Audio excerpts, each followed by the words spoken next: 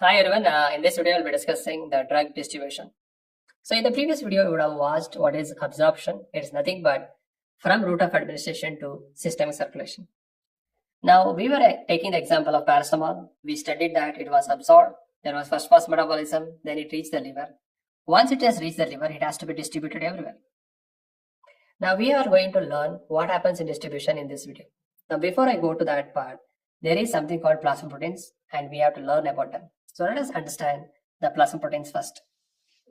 So in drug distribution, first of all, we need to understand the concept of plasma proteins. What is the first thing I need to know about that? There are two important plasma proteins. Number one, albumin. Albumin.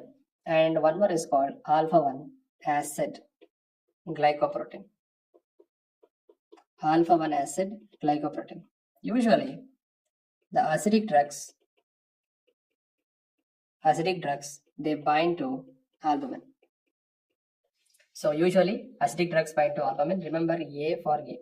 So this was the recently asked question in your exam. And basic drugs, they bind alpha-1 acid glycoprotein.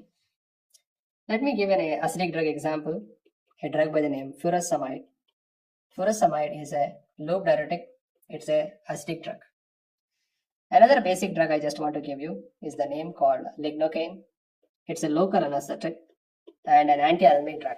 So just keep your mind, the acidic drugs bind albumin, basic drugs bind to alpha-1 acid glycoprotein. I give an example of furosemide and lignocaine for you. The second important point I need to know about this plasma protein is, remember first thing, all the drugs will not be able to bind to plasma protein. Okay, there are certain drugs which will bind. Okay, so there is a property called plasma protein binding. Not every drug will have that property. Now the next important thing is, there is something called a free drug. Now what do you mean by free drug? A free drug is a drug which is not attached to plasma protein. That's the called free drug. Now this is the plasma protein. What I am writing now is the plasma protein, PP. Now when the drug binds to plasma protein, this is the plasma protein, and when it binds, then the drug is called as bound drug. Now please remember, these are in balance. Now what do you mean by that? If free drugs are more, they become bound. If bound drugs are more, they will release the free drug. So that is the balance. Now this is the free drug. Now free drug is the one which is available for, what? This is available for the distribution, D for distribution, M for metabolism, E for excretion. For everything, the drug available is free drug. Now it is the drug which is available for the action also. So what is important in pharmacology is the free drug. Now you take the example in your life. Who is more important, a free friend or a friend who is engaged with someone? Obviously a free friend, same thing here. So what about bound drug? The bound drug is not available for any of this. It is not available for any of this. So only if it releases a free drug, then only it is available. So bound drug is like a temporary storage site. It's like a temporary storage site for the drug. It's a temporary storage site for the drug. It's like your bank where you keep the money. There you keep the money in the bank. Like that, it's a storage site. Usually the bound drug will be longer acting. So if the drug is bound, the drugs are usually, it's not a general rule, usually longer acting, because if you keep your money in the bank, it is not used every day. So nowadays you have that phone pay, Google Pay, you will use it faster. But earlier days when you keep in the bank, you have to go to the bank, draw the money, then do it. So keeping in the bank used to make the money last longer. So similarly, if the drug is bound, it is not available for distribution, metabolism, excretion or action. So it usually makes the drug longer acting. So we understood the first thing, that is albumin, alpha-1 acid glycoprotein, then free drug and bound drug differences. So the next thing is, there are certain drugs which are highly plasma protein bound drug. Highly plasma protein bound drug. What are the examples for that? Example is warfarin, a drug called tolbutamide, and a drug called diazepam. These are highly plasma-protein bound drugs. Highly plasma-protein bound means, suppose I take the example of diazepam, it is around 90% bound form and 10% free form. So it's around 90% bound. So if I give 100 drugs, 90 drugs are already bound and only 10 are free. Similar to warfarin, talquetamide, they have the same property. Sir, do all the drugs have this property? No. Only few drugs have this highly plasma-protein binding property. Examples are warfarin, talquetamide, and diazepam. I've given the example of diazepam, 90% bound and 10% free when we give the drug. The next important aspect I need to understand is when the drugs are bound, there is a chance of displacement reactions. There is a chance of displacement reaction. So what do you mean by that? Let me take the example. This is a plasma protein. Yes. Now in that plasma protein, a drug is sitting. W stands for warfarin. Now warfarin is sitting there. And if I give the patient who is on warfarin a drug by the name sulfonamide. Sulfonamides are antimicrobial drugs. They kill the microbes. If I give them, what happens? Sulfonamides will kick the warfarin out. Because they are stronger, they can kick the out and they sit on that. So what happens? The free warfarin level increases. Free warfarin level increases and that will lead to toxicity. And the toxicity of warfarin, which is an anticoagulant, warfarin is an anticoagulant to stop the clot. So what happens if that is more? If the warfarin level is more, the patient will develop bleeding. Because warfarin will stop the clot. So obviously when the levels are high, the clot is not going to form, bleeding will be the risk factor. The message here is don't combine warfarin and sulfonamides together. That's the message. One more example I will give you. There is an endogenous substance called bilirubin. Now for a newborn, if you are using sulfonamide, it can displace bilirubin. The free bilirubin level increases and it can cross the blood-brain barrier and causing kernicterus. So this is again an example of the displacement reaction. So this is usually seen with certain drugs. So this is an example of drug interactions. Drug interaction. So point to take here is sulfonamide should not be given in the newborn because the bilirubin can be displaced and they may develop kernicterus, also called as jaundice. That's the problem. So that is displacement reaction. The next important is the clinical application of this. Clinical application of this. Why should I study this is a question. Okay, sir, we are studying this, fine, but why should I study this? Now, there are two patients, case 1 and case 2. Now, case 1 patient, he has hypoalbuminemia. His albumin levels are lesser. Now, for this patient, you have to give an acidic drug. The acidic drug is furosemide. You have to give it because he has some edema. You have to give furosemide to this patient. The question here is, will you give the normal dose of this? Will you decrease the dose or increase the dose? Pause the video and answer it. The second case is a patient who has MI. So MI stands for myocardial infarction. And during MI, there is a chance of arrhythmias. Particularly, arrhythmia originating from the ventricle, we call it as ventricular arrhythmia. For that, we use a drug, and the drug is called lignocaine. It's a basic drug. So, a patient with MI, with ventricular arrhythmia, the problem is any inflammatory conditions, they increase the production of alpha-1 acid glycoprotein. So, patient with inflammatory conditions, the alpha-1 acid glycoprotein level increases. So the question here again is, will you give the normal dose of lignocaine in this case, or will you increase the dose or decrease the dose? These are all pharmacokinetic application part. Pause the video and tell me. Yeah. So first patient albumin is less, and we know that when we give furosemide is binding to albumin. Binds albumin because it is acidic drug.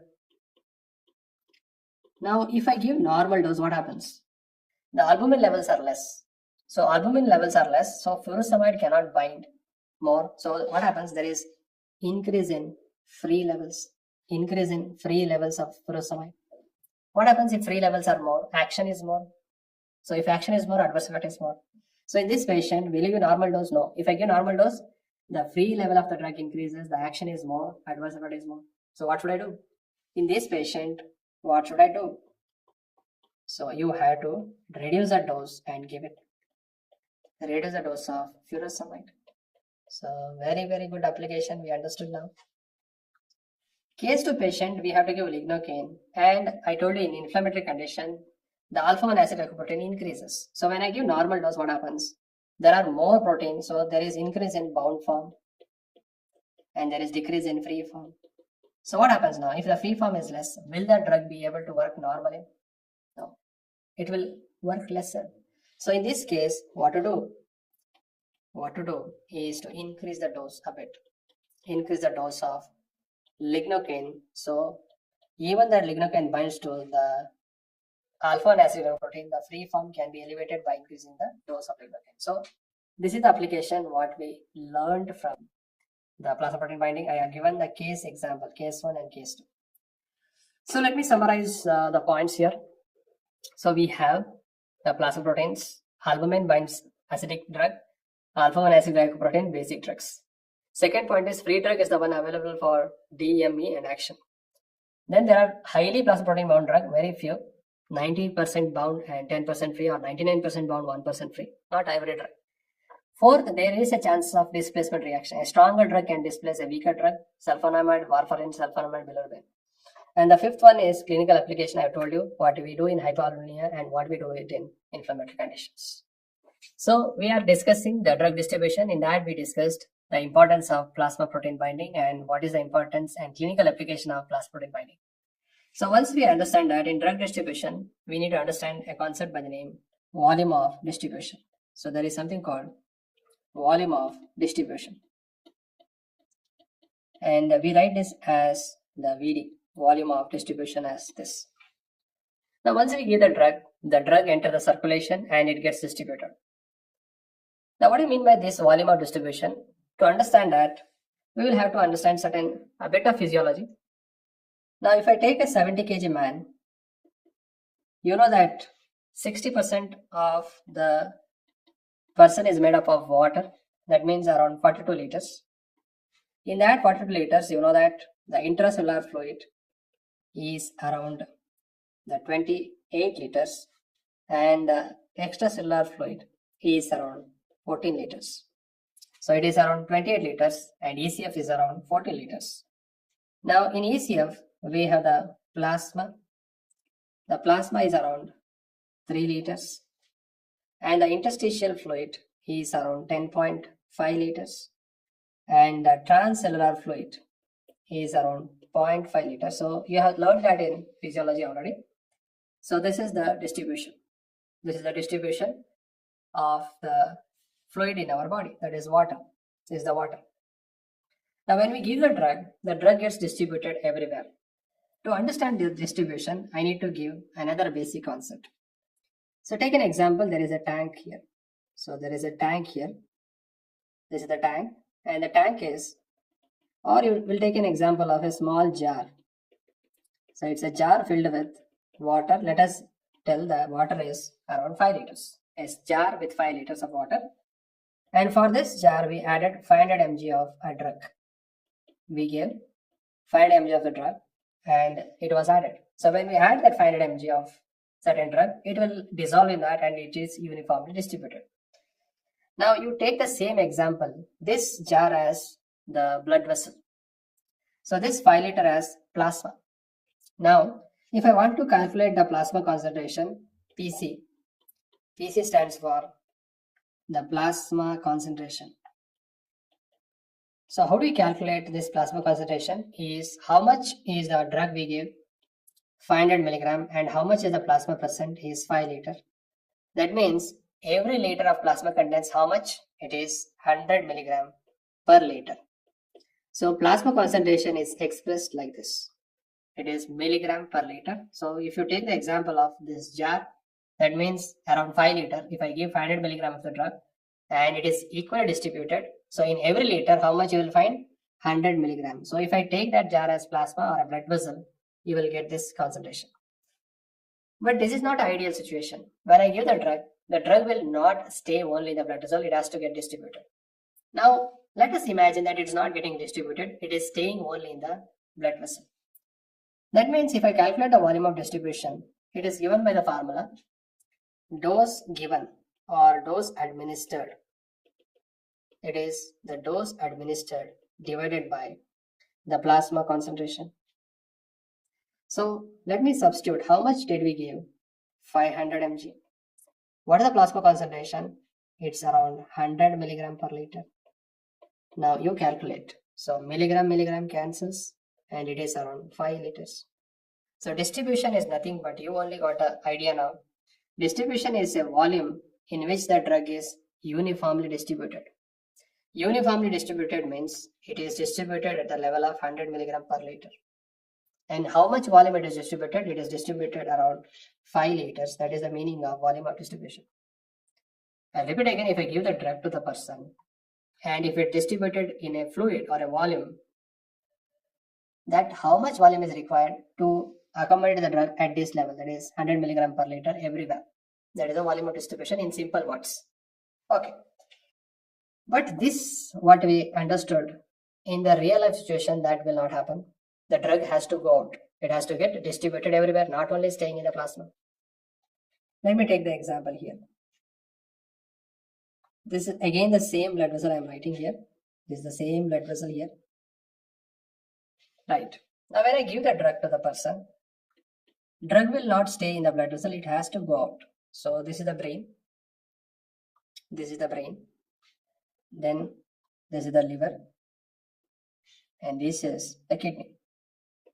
So when we give the drugs will move towards this, because you know that more the blood flow, more the absorption. So more the blood flow, they will get the more drug. So these organs will get more. The least blood flow areas you all know. The skeletal muscle. The skeletal muscle. So here the blood flows lesser, but still lesser blood flow you all know is for adipose tissue. So here the drug moves slowly. So they will move to these places. Now this moment is what we mean by distribution of the drug. Now let me take the same example. How much I gave? 500 mg, correct? So when I give 500 mg to the person, it enters the blood vessel. Now in that 500 mg, 100 milligram went into the brain. Another 100 milligram went into the liver. 50 milligram went into the kidney.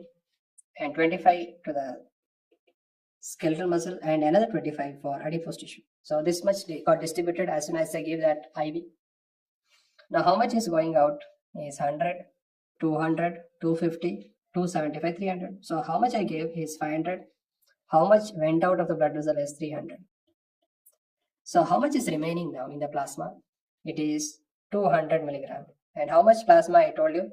It is just for calculation. We are taking 5 liters. Now can you tell me, what is the plasma concentration now? How much is the plasma concentration? Now plasma concentration is what? What is remaining is 200 milligram. And how much liter of plasma is 5 liters. So what is the plasma concentration now?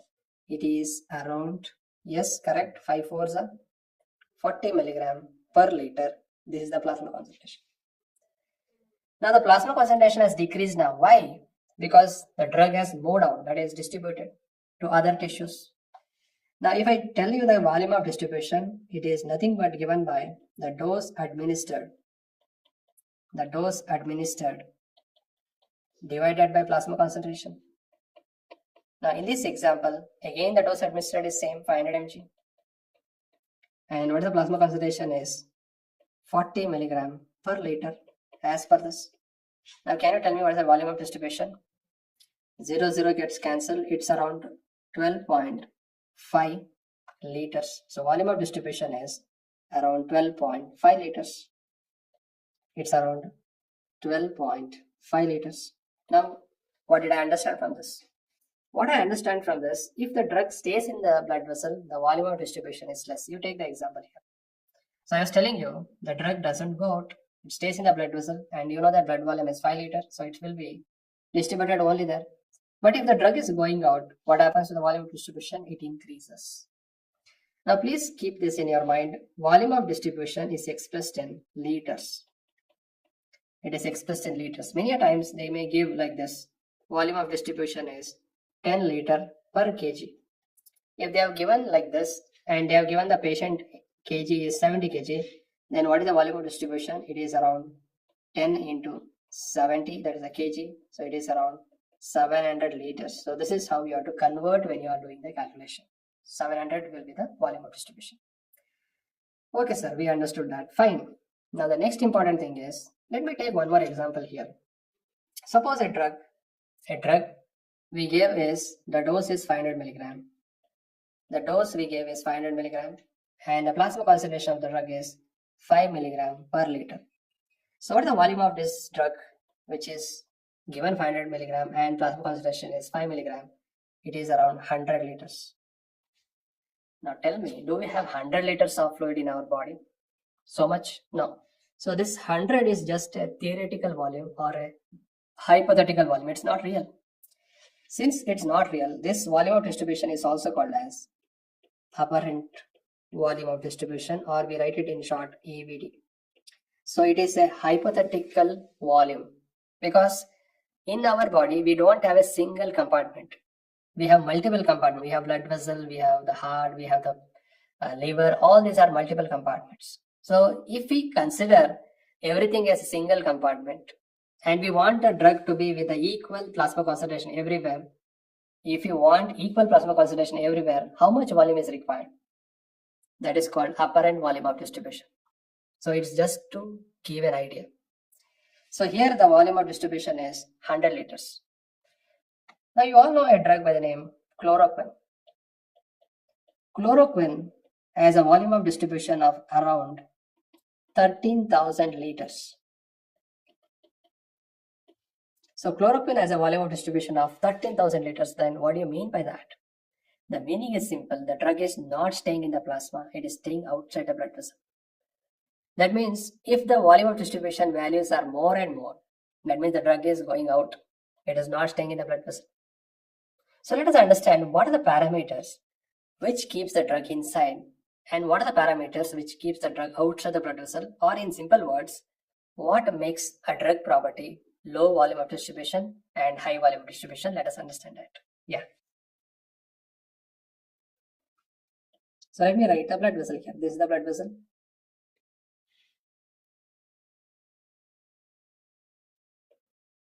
Now I will give the option for it. A drug which is lipid soluble, also called as non-ionized. A drug is water soluble, also called as ionized. A drug is small in size. A drug is big in size. A drug is free.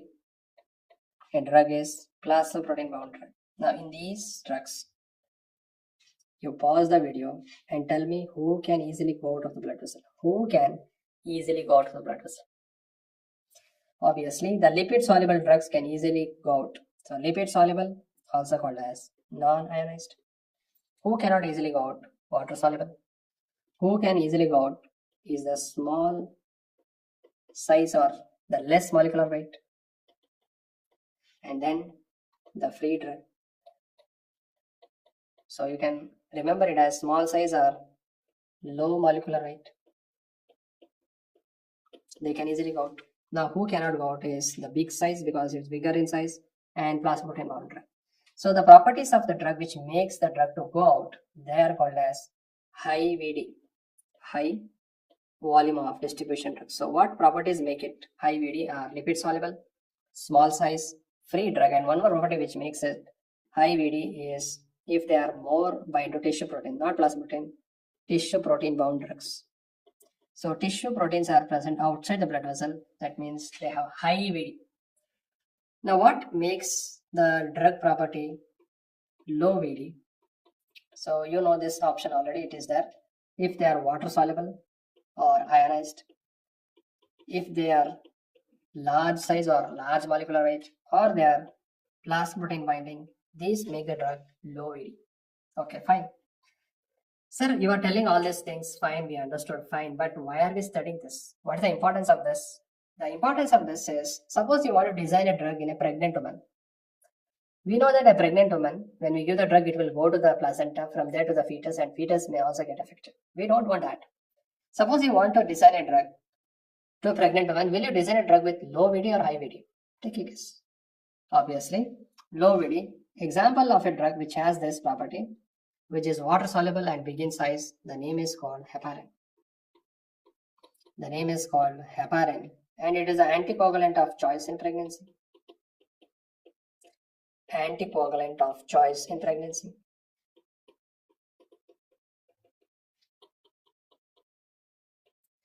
Yes, sir. Sir, why heparin is the anticoagulant of choice in pregnancy? Because it's big in size, water soluble, it will not cross the placenta, it will not go to the fetus. So no problem. Another important thing is, sir, if it is highly plasma protein bound drug, it has low volume of distribution. So will this property help in pregnant women? Yes. If it is highly plasma protein bound, the drugs are less free, so they don't cross the placenta. So example, I will give again an example by the drug propyl tyrosine. The name is propyl tyrosine. Now this is used in managing first trimester hyperthyroidism. First trimester hyperthyroidism, the name is called propyl tyrosine, there we use it. So the reason is it is not going to cross easily, that is if it is highly plasma protein bound. Now, another important thing we need to understand why we are learning this. I take an example of poisoning. I'll give two options for you. There is a patient coming with drug poisoning and the drug has low volume of distribution. Another drug poisoning, the drug has large volume of distribution or high volume of distribution. Tell me, which poison will you do dialysis? Take a guess. Take a guess. Now, dialysis is not useful in this situation where dialysis not useful in if a drug is having high VD or a drug is highly plasma protein bound. The reason is simple. If the drug is staying outside the blood vessel, the meaning is if you do dialysis, there is no use. If the drug is present in the blood vessel, it will go to the dialyzing machine, get dialyzed and come back. But if the drug is outside the blood vessel, even if you are doing dialysis, you are wasting the time, that's it. It's very difficult to remove them. And one more, in low volume of distribution also, if the drugs are highly plasma protein bound, they cannot also be removed. So one of the exception in low VD is if the drugs are highly plasma protein bound. Why? Because plasma proteins are not removed by dialysis. That's the reason. So dialysis is not useful in these two situations. Now, because of this, there are certain poison where you should not do dialysis. I will give them. So the mnemonic is better care, avoid. So in these poisons, don't do dialysis. Avoid. So B for benzodiazepine. Example is diazepam. Can you tell me why diazepam? Because I just told you diazepam is highly plasma protein bound. C for chloroquine. Why chloroquine? Can you give me the answer? Yes, you are right. Because it has highest volume of distribution, 13,000 liter. Then amphetamine. Then a drug called verapamil. Then OP compounds, organophosphate, OP for organophosphate and opioids. And I for imipramine. And D for digoxin. So these drugs, you should not do dialysis. The reason for first I told you, these are highly plasma protein bound. So there is no use. The reason for all the less, these are high VD drugs. So this is the reason why I'm studying this volume of distribution, all those things. Okay, so that's the reason why we are studying this problem. Volume of distribution, we understood this point. Sir, what did you started with physiology is a question. The physiology why I require is, suppose the volume of distribution they have written for a drug is 3 liter. What do you understand by that? It is staying in the plasma. If the volume of distribution is 5 liter, that means the blood volume is 5 liter. So it is staying in the blood vessel only. If the volume of distribution is more and more value, that means it is going out of the blood vessel. If it is around 10 liters, 20 liters, 30 liters, that means it is not staying inside the blood vessel, it is going out. That's the meaning why I started my classes telling the normal physiology and normal water distribution in our body. So we understood the concept here. One more concept I just want to tell you here is about the chloroquine. Now, chloroquine is a drug used to treat malaria. It is used to treat malaria, and chloroquine has a volume of distribution of around 1000, not 1000, 13,000 liters. That is the volume distribution, very high. Now, when we use chloroquine, this is the blood vessel. This is the blood vessel. When we use chloroquine, suppose if I am giving 100 milligram of chloroquine, now it has to work in the RBC and kill the parasite. So this is the place where the malaria parasite is present. It has to work there. But if I give 100 milligram, all the 100 will go into the outside. If I give 200, all the 200 will go. If I give 300, all the 300 will go. If I give 400, all the 400 will go. If I give 500, all the 500 will go. So at one point, even the tissues outside will get saturated. They get saturated. Now once they get saturated, they don't allow more entry. If I give 600 milligram, then it will stay and kill the protozoa, that is malaria parasite. So that's the reason when we use chloroquine, initial day we give the dose called 600 milligram, and that dose is called loading dose. So why did we give loading dose? The loading dose is given depending on volume of distribution. So the point to understand here is loading dose depends on volume of distribution. So that's the reason on day 1 of treating malaria, we give 600 milligram. After 8 hours, we have to give 300 milligram. What is the 300 milligram? The 300 milligram is what we mean by maintenance dose. It is called as the maintenance dose. And please remember, it depends on the clearance. CL stands for clearance of the drug. So both of them have been asked as a question for you. Volume of distribution and clearance. So loading dose depends on VD and maintenance dose depends on clearance. So that is the application why this volume of distribution and all these things are learned. Okay, so I have to give a formula for you. If you know the loading dose right now, loading dose is given by the formula. Target plasma concentration, how much you want to achieve the plasma concentration, PC, into volume of distribution divided by F. F stands for viability. I told you, if they have given 60%, the F should be 0.6. If they have given 100%, it should be 1. If they are not given any viability, then don't use the letter F at all. So that is the calculation of loading dose. Okay, so that is about understanding the volume of distribution. Okay, so you understood why it is called apparent volume of distribution, because it's a hypothetical volume and we don't really have that much of volume. It is just a volume to equally accommodate the same plasma concentration everywhere in the body. That is the meaning of volume of distribution. That is called apparent volume of distribution. Now when the drug has to distribute, there are certain barriers for that. So we call them as barriers of distribution. Now, certain places the drug will not enter. Let me take an example of a drug called levodopa. Now, we use levodopa in the treatment of a disease called Parkinson's disease. Now, the problem in Parkinson's disease is dopamine is less. We could have given dopamine only, but dopamine is not allowed in a barrier called blood-brain barrier. So, the enzymes in the blood-brain barrier will metabolize dopamine and it cannot enter. So if I want to treat Parkinson's disease patient, I cannot use dopamine because it will not enter the brain. The enzymes in the blood-brain barrier will metabolize it. So that's the reason I gave a drug called prodrug, and that is called levodopa, which enters the brain. And after entering, it becomes dopamine. We'll learn that later. So that is the importance of blood-brain barrier, because the nature has given this to avoid a toxic substance from entering the brain.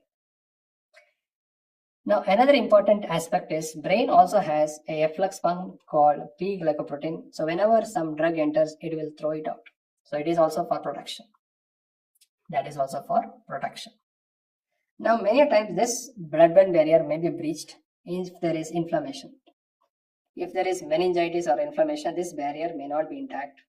and certain drugs can penetrate during inflammation. So that is about the blood-brain barrier. So what we are discussing now is about blood-brain barrier, and one more barrier is a barrier called the placental barrier. Again, the placental barrier is not efficient like the blood-brain barrier. It's not so much efficient. It also has the pre-glycoprotein to protect, and also there are enzymes to protect, so the drugs will not enter. Again, the question is, if you want to choose a drug for a pregnant woman, what do you will choose? It should be big size. Pregnant woman, if you want to choose, what is the property? It should be big size, it should be water soluble, and it should be ionized. So these are the properties. Ideally we tell, but we don't get ideal drugs. So if you become a scientist, you want to design a drug for pregnant women, and we don't want the fetus to get affected, design drug is big in size, water soluble, ionized. Now you know that ethanol, lithium, they are water soluble, but the problem is, even though they are water soluble, they are very small in size and they can enter the placenta. So that's the reason it's very important this properties should be there. So ethanol, lithium, even though they are water soluble, they are small in size, they can enter the placenta and they can cause teratology. So there are two important barriers for distribution. One is the blood-brain barrier and one more is placental barrier. Okay, so once we understood the distribution, there is one more concept called redistribution. So there is a concept called redistribution. Now what do you mean by that? What do you mean by that? Let me tell you this concept. There is a drug called thiopentone sodium. Now thiopentone is an inducing agent in anesthesia. What do you mean by inducing agent? That is the agent which is used to start anesthesia, inducing agent. Now this thiopentone sodium is used as inducing agent in anesthesia.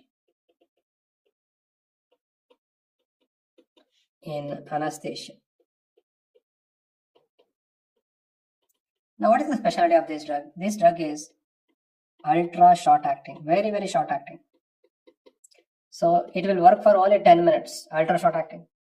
And the drug is highly lipid soluble. Highly lipid soluble. Okay, so this is the pharmacokinetic specialty of that. Now what happens here? Now when we give the thiopentone, so this is the hand, we give thiopentone intravenous. So when we give it into the vein, from the vein it goes to the heart. So from the heart it gets distributed to the brain. So when the drug reaches the brain, we tell the patient, when we give thiopentone, we tell the patient to count 10, 9, 8, 7, 6. Patient will go for unconsciousness, patient will be anesthesia. So the drug will have fast onset of action. Now why the drug had fast onset? Because it can enter the brain so easily. Why it will enter the brain so easily? Because the brain can be entered because the drug is highly lipid soluble. And because of this property, it is having fast onset, it enters the brain immediately. Now when we have given the anesthesia to the patient, he is in anesthesia. After 10 minutes again the patient will come back. Patient will again become conscious. Why? Because the drug has undergone redistribution. And because of redistribution, the drug is working only for 10 minutes in the brain. And again the patient is becoming conscious. So because of the phenomenon redistribution, the drug is ultra short acting. The drug is ultra short acting in the brain. So the patient is again conscious. That's the reason why we use this for only starting. So we start anesthesia and maintain with giving inhaled drugs. We maintain it by giving inhalation drugs. So this is only ultra short acting. Now what do you mean by redistribution actually? You will understand now. Now I told you in the beginning of distribution, when we give the drug, this is the blood vessel, the drugs will enter the brain, they will enter the liver, they will enter the kidney because they have high blood flow. But they will enter very slowly into the skeletal muscle, still very, very slow into the adipose tissue. So when we give the drug thiopentone, we know that thiopentone is highly lipid soluble. It enters the brain immediately. It will enter the liver, it will enter the kidney, but it will enter this skeletal muscle very slowly, still very, very, very slowly to the adipose tissue. Right. Now it has gone everywhere. What happens to the level of thiopentone now? It is decreased in the blood vessel. So when it is decreased in the blood vessel, immediately it will come back from the brain again into the circulation. So the drug has entered, it was there for 10 minutes, and when it was distributed everywhere, again it got redistributed back into the blood vessel. And because of this phenomenon, the drug is very short acting in the brain. It is very short acting in the brain, so it will come out. Why it will come inside and come outside so easily? Because of lipid solubility. It can easily go, easily come out. And that's why the patient will become conscious within 10 minutes. But when it enters the adipose tissue, the drug will not come out of the adipose tissue. It can remain there for 9 hours. Because the blood flow is less and it is bound to the proteins there, and very slowly it will come out. So it will stay there for 9 hours, but it will stay for 10 minutes only in the brain. And this phenomenon is called redistribution phenomenon. So first thing, it got distributed to the high blood flow area, then very slowly to the low blood flow area, and there was less in the blood vessel. So suddenly it came back to the blood vessel and the drug action terminated in the brain. So this phenomenon is called redistribution phenomenon. It is usually shown with thiopentone and also in general anesthetics.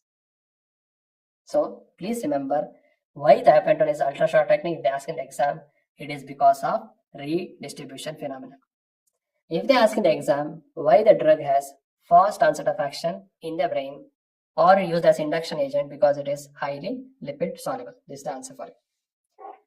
Now if you want to plot that in the graph, same thing if you want to plot that in the graph here. So this is the drug plasma concentration, this is the time. So when we give it IV, immediately it will be in the intravenous, then it will fall down. So this is for intravenous.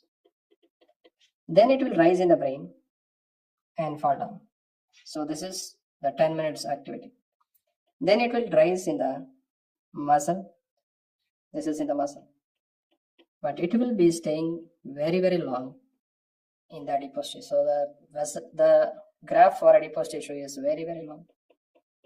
So this is the redistribution graph. It can be asked in your future exams. This is the redistribution graph. Okay, why it is taking so much long time adipose tissue? Because I told you, low blood flow, it takes time. Why it takes long to go out? Again, the low blood flow, it will not go yet easily. You can see the brain, it has peaked and it has fallen down. And this phenomenon is called redistribution phenomenon. The graph is called redistribution graph. Right, so that is about the redistribution one. So let me conclude this video. So we are discussing the drug distribution. So once the drug is absorbed, it has to be distributed. Now when it has to get distributed, there are two concepts you need to understand plasma protein. Acidic drug bind to albumin, basic drugs bind to alpha-1 acid-glycoprotein. Now the free drug is the one which is available for everything. Bound drug is a temporary storage site. Then there are chances of displacement reaction, and there are certain drugs which are highly plasma protein bound. Then there is something called volume of distribution. It will give an idea whether the drug is present in the blood vessel or outside. Low VD means it is present in the blood vessel, for example, less than 5 liters. What properties make it low volume distribution? Number one, if it is water soluble, big size, and if it is highly plasma protein bound. If it has high volume of distribution, the advantage, what are the properties that makes it high volume distribution is if it is small size, if it is free drug, if it is bind to tissue protein, and if it is lipid soluble and non-ionized, that will make it. Then we discussed what is the formula for volume of distribution. It is dose administered divided by plasma concentration. Now the volume of distribution is not real. It is an apparent, that's why it is called apparent volume of distribution. Then we understood the application, clinical application for that. And there are barriers for distribution, blood-brain barrier and placental barrier.